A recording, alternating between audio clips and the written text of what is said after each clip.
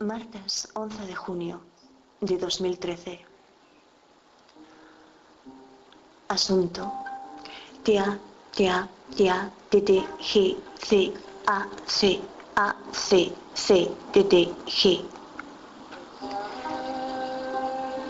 4 horas 57 minutos.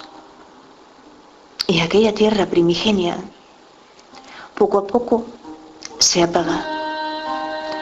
Pero el viento solar la asola, y el viento solar es un viento compuesto por partículas que se mueven a una velocidad de 2000 kilómetros por segundo, que bombardean su superficie. Pero será así como surja la primera atmósfera primigenia, que la física solo alcanza a conjeturar, y hay que imaginársela compuesta por los materiales de una niebla primigenia: hidrógeno, amoníaco y metano. Pero de todas formas piensan que todo esto desapareció relativamente temprano y que enormes impactos continuaron agrediendo agresivamente esta superficie, que conoce ahí la llegada del agua, y es entonces cuando un gran impacto, que probablemente exploraremos más adelante, será el causante de la formación de la Luna en un anillo alrededor de la Tierra, entonces a 60.000 kilómetros del centro terráqueo, que es cuando surge la verdadera primera atmósfera, compuesta de una alta concentración de dióxido de carbono, 100.000 veces más de lo que hay en la actualidad, y mucho vapor de agua, porque ese gran impacto, o tal vez 4 o 5 impactos de grandes dimensiones, resultaron ser altamente energéticos, y los impactos sobre el agua la convirtieron en vapor. La Tierra estaba rodeada de un anillo de vapor de agua con dióxido de carbono, y entonces, explica gestualmente el profesor Harald Lesch, empezó a llover. La atmósfera se agitó y el dióxido de carbono cayó a la superficie. Y no hemos hablado aún del tiempo, de esos miles de millones de años que han transcurrido, pero son algo más de 3.000 millones de años. Pero algo más de 3.000 millones es un número o cifra clave que a nosotros nos es necesario comprender, porque si no somos capaces de realizar esta abstracción, 3.000 millones, que es nuestro verdadero pasado, no seremos capaces de comprender la vida en la que el ser humano se está descubriendo cada instante. Pero ¿es esto la verdad? Michel Foucault piensa que el poder crea la verdad, pero también piensa que a la conducta del poder se le oponen las contraconductas. Ayer me sucedió algo, aunque debo aclarar antes cara a los demás que el comercio al que me refería ayer era el de Perú, lo que nos llevó a entrar en contacto con el poder como dimensión pastoral. ¿Y por qué el poder es el que impone la verdad? Porque los medios de comunicación se encuentran en sus manos, y eso les permite moldear las conciencias de los sujetos de una sociedad. Por ejemplo, Feynman se refiere a la revolución comunicacional del Imperio americano, que hace del mundo un enorme mundo de receptores de la verdad, verdad entre comillas fenomenológicas, que emite. Feynman se refiere a la revolución comunicacional del Imperio americano, que hace del mundo un enorme mundo de receptores de la verdad que emite. Y tengo que añadir ese parpadeo fenomenológico en nombre de la verdad, porque esa verdad, entre comillas, es una codificación parcial de la información o de la realidad. Entonces, ¿qué es el poder? El poder queda definido por Foucault, al que muchos consideran como su más brillante analista, como la capacidad que tiene determinado grupo de imponer su verdad como verdad para todos. Y esto se hace controlando la mayor cantidad posible de medios de comunicación. ¿Y con qué objeto? Las Sally Bowles de cabaret Feynman asegura que lo sabe muy bien cuando agita sus tetas y murmura money, money, money, money. El objeto de dominar para ganar dinero o dominar para ganar más dinero. El dinero hace caminar el mundo y para ello hay que sofocar las otras verdades a través de todos los medios posibles, que me estoy limitando a transcribirle porque me parece interesante, sobre todo ahora que lo escuches como yo lo escuché. Todo lo que pueda conquistar, penetrando en la conciencia de los sujetos y sujetándolos. Sujetar la subjetividad de los sujetos es lo que va a decir Foucault que es su meta. Así que, si yo transijo ayer con esa redactora jefe de la sección de cultura, esta vez del comercio local, a la que sencillamente le expliqué en su blog cuando realicé mi lectura que ella me parecía una digna representante, siento que no me equivocaba, porque las apariencias engañan relativamente. Que no pensé que era otra cosa que una niña, como otras tantas, que tienen sus pensamientos colgados por la red, porque lo cierto es que a las otras entradas que les eché un vistazo no me parecieron gran cosa. Y he de decir que si hubiera sido crítica, habría pensado que la que puede confundir a los demás después de todo es ella. Porque Carlos no habla de su trabajo como si fuera un niño que hablara de su juguete favorito.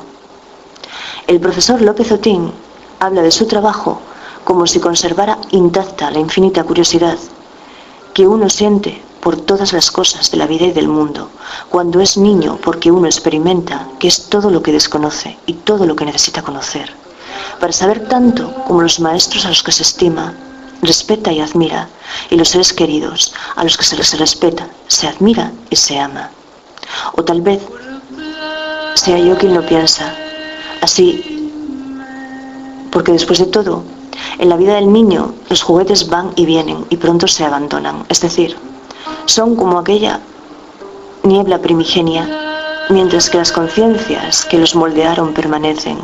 Y por eso me disgusté, porque pensé que me había descuidado y pensé que debería haberla corregido en aquel instante.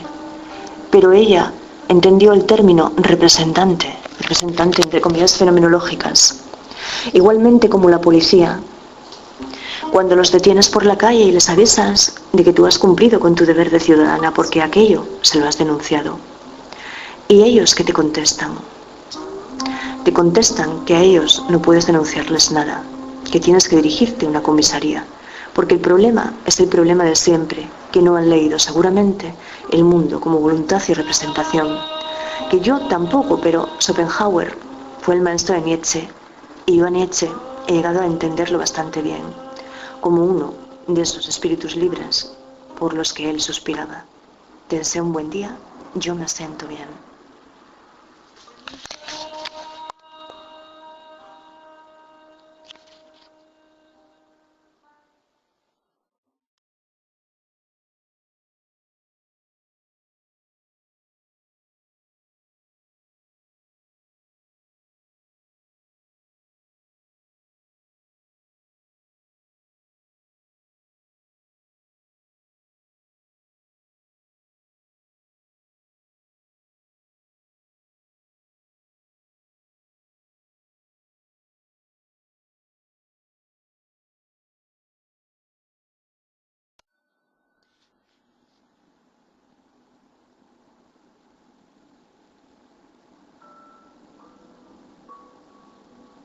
El nieto de don Clemente, por María de Álvaro, 7 de junio del 2013.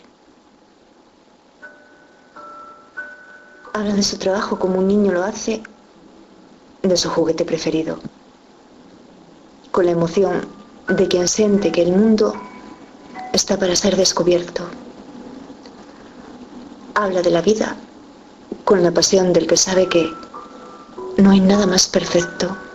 De la muerte lo hace sin miedo, seguro de que la vida solo tuvo sentido cuando se inventó la muerte. Ríe, cita versos de Gerardo Diego y confiesa que su bien más preciado, la herencia mejor que piensa dejarles a sus hijos, es un 100 años de soledad, dedicado por García Márquez de puño y letra, con un tachón en soledad y un felicidad superpuesto. Un 100 años de felicidad que llegó a sus manos, como suelen llegar las grandes cosas, por casualidad, por ese azar que hay quien se empeña en llamar destino. Habla de su infancia, del pueblo en el Pirineo aragonés, de los recuerdos, del frío y del paisaje, y también de un padre del que aprendió la tenacidad y de una madre de la que conserva un afán, puede que el más alto, tal vez el más humano, el de la búsqueda de la belleza, y de unos libros en los que ensanchó horizontes y aprendió a mirar hacia afuera. Habla con la misma veneración de sus grandes maestros que su abuelo, don Clemente, practicante a caballo, en quien vio los primeros rigores del trabajo hecho a conciencia, y vuelve a reír y recuerda aquello de Vargas Llosa de que el concepto de imposible retrocede velozmente. Habla así Carlos López Otín, el mismo Carlos López Otín que ayer volvió a revolucionar la ciencia, en esta ocasión con la publicación de Las claves del envejecimiento, un trabajo que no está destinado, claro, a eliminar arrugas, sino a lo que se ha dedicado Otín con su alma entera, a desentrañar el misterio de la vida y hacerlo con un objetivo claro: luchar contra la enfermedad. Habla así y deja claro que el mundo, pese a todo, tiene solución, solo que hace falta que haya gente empeñada en ello, y él lo está, y además sabe cómo hacerlo. Lo aprendió de Julio Verne: abre los ojos y mira. Muy bonito. Es que me gusta mucho. Y entonces, la revolución de la que habla María de Álvaro es un trabajo que firma Carlos el I, y a continuación lo hacen María Antonia Blasco, Linda Partridge, Manuel Serrano y Guido Kroemer. Y dice así: el envejecimiento se caracteriza por una pérdida progresiva de integridad fisiológica, dando lugar al deterioro funcional e incrementando la vulnerabilidad a la muerte. Este deterioro es el principal factor de riesgo para la mayoría de patologías humanas, incluyendo cáncer, diabetes, enfermedades, trastornos cardiovasculares y enfermedades neurodegenerativas. La investigación sobre el envejecimiento ha experimentado un avance sin precedentes en los últimos años, sobre todo con el descubrimiento de que la tasa de envejecimiento se controla, al menos en cierta medida, por vías genéticas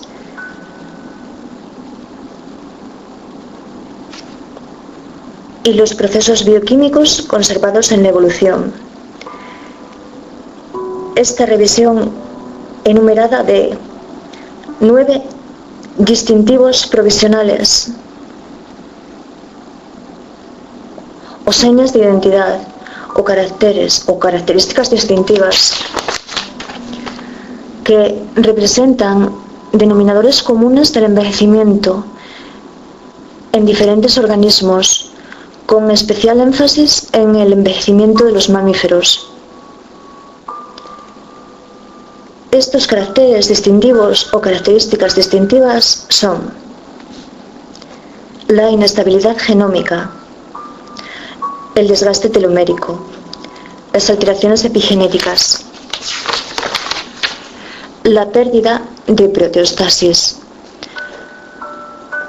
la detección de nutrientes desregulados, la disfunción mitocondrial, la senescencia celular, el agotamiento de células STEM,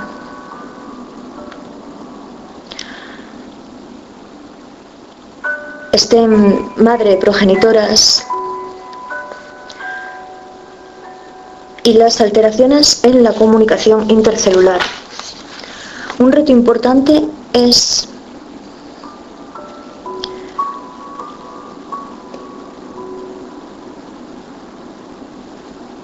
para diseccionar entre estos caracteres o características distintivas o distintivos candidatos y sus contribuciones relativas al envejecimiento. Un reto importante es discriminar entre estos caracteres candidatos y sus contribuciones relativas al envejecimiento con el objetivo de identificar dianas farmacológicas para mejorar la salud humana durante el envejecimiento.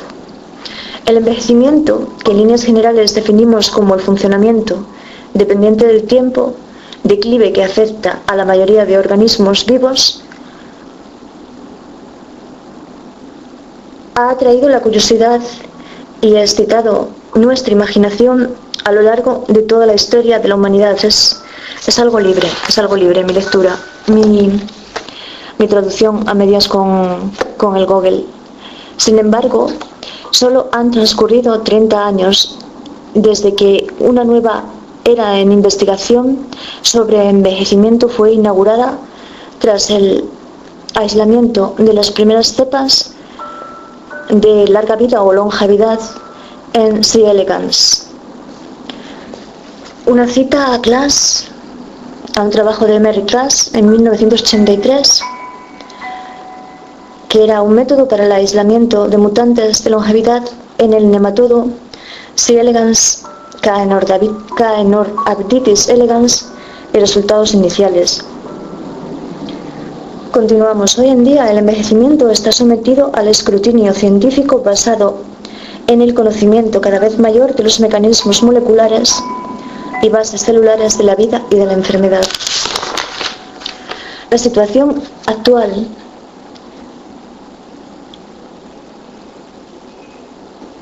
en la investigación o de la investigación del envejecimiento presenta muchos paralelismos con la de la investigación del cáncer en décadas anteriores.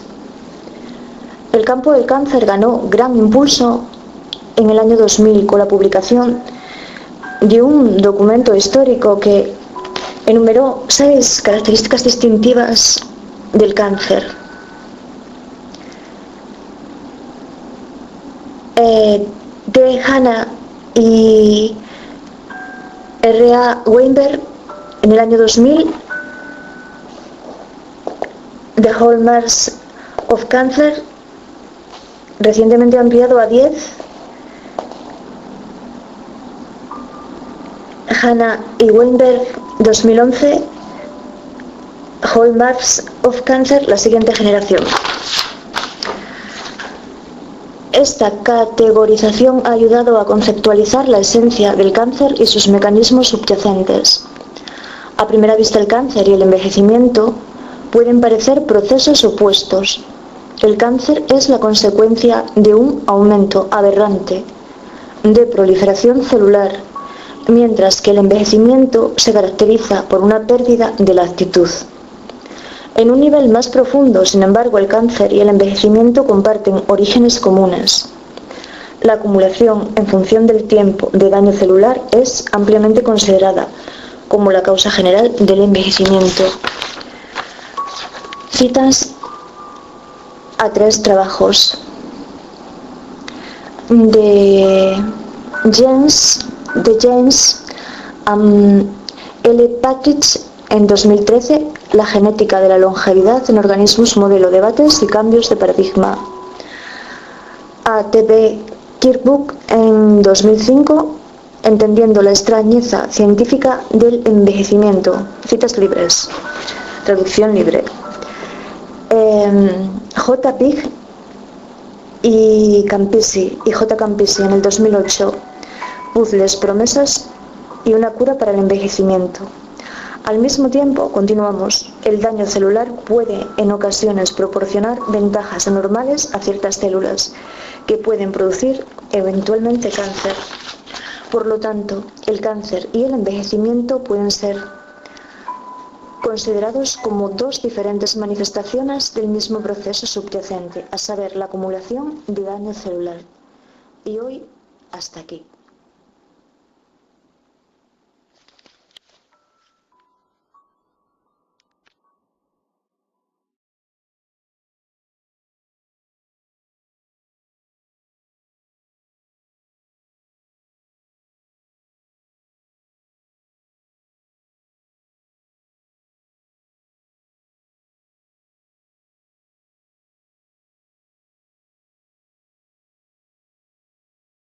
De dióxido de carbono, 100.000 veces más de lo que hay en la actualidad, y mucho vapor de agua, porque ese gran impacto, o tal vez 4 o 5 impactos de grandes dimensiones, resultaron ser altamente energéticos, y los impactos sobre el agua la convirtieron en vapor. La Tierra estaba rodeada de un anillo de vapor de agua con dióxido de carbono y entonces, explica gestualmente el profesor Harald Lesch, empezó a llover. La atmósfera se agitó y el dióxido de carbono cayó a la superficie. Y no hemos hablado aún del tiempo, de esos miles de millones de años que han transcurrido, pero son algo más de 3 de más que el comercio al que me refería ayer era el de Perú, lo que nos llevó a entrar en contacto con el poder como dimensión pastoral. ¿Y por qué el poder es el que impone la verdad? Porque los medios de comunicación se encuentran en sus manos y eso les permite moldear las conciencias de los sujetos de una sociedad. Por ejemplo, Feynman se refiere a la revolución comunicacional del Imperio americano, que hace del mundo un enorme mundo de receptores de la verdad, verdad entre comillas fenomenológicas, que emite. Feynman se refiere a la revolución comunicacional del Imperio a 1.000 millones de años, pero algo más de 3.000 millones es un número o cifra clave que a nosotros nos es necesario comprender, porque si no somos capaces de realizar esta abstracción, 3.000 millones, que es nuestro verdadero pasado, no seremos capaces de comprender la vida en la que el ser humano se está descubriendo cada instante. Pero ¿es esto la verdad? Michel Foucault piensa que el poder crea la verdad, pero también piensa que a la conducta del poder se le oponen las contraconductas. Ayer me sucedió algo, aunque debo aclarar antes cara a los primigenia que la física solo alcanza a conjeturar y hay que imaginársela compuesta por los materiales de una niebla primigenia, hidrógeno, amoníaco y metano. Pero de todas formas piensan que todo esto desapareció relativamente temprano y que enormes impactos continuaron agrediendo agresivamente esta superficie que conoce ahí la llegada del agua, y es entonces cuando un gran impacto, que probablemente exploraremos más adelante, será el causante de la formación de la Luna en un anillo alrededor de la Tierra, entonces a 60.000 kilómetros del centro terráqueo, que es cuando surge la verdadera primera atmósfera, compuesta de una alta concentración. Martes 11 de junio de 2013. Asunto: tia, tia, tia, tt, g, c, a, c, a, c, c, tt, g. 4 horas 57 minutos. Y aquella tierra primigenia, poco a poco, se apaga. Pero el viento solar la asola, y el viento solar es un viento compuesto por partículas que se mueven a una velocidad de 2000 kilómetros por segundo, que bombardean su superficie. Pero será así como surja la primera atmósfera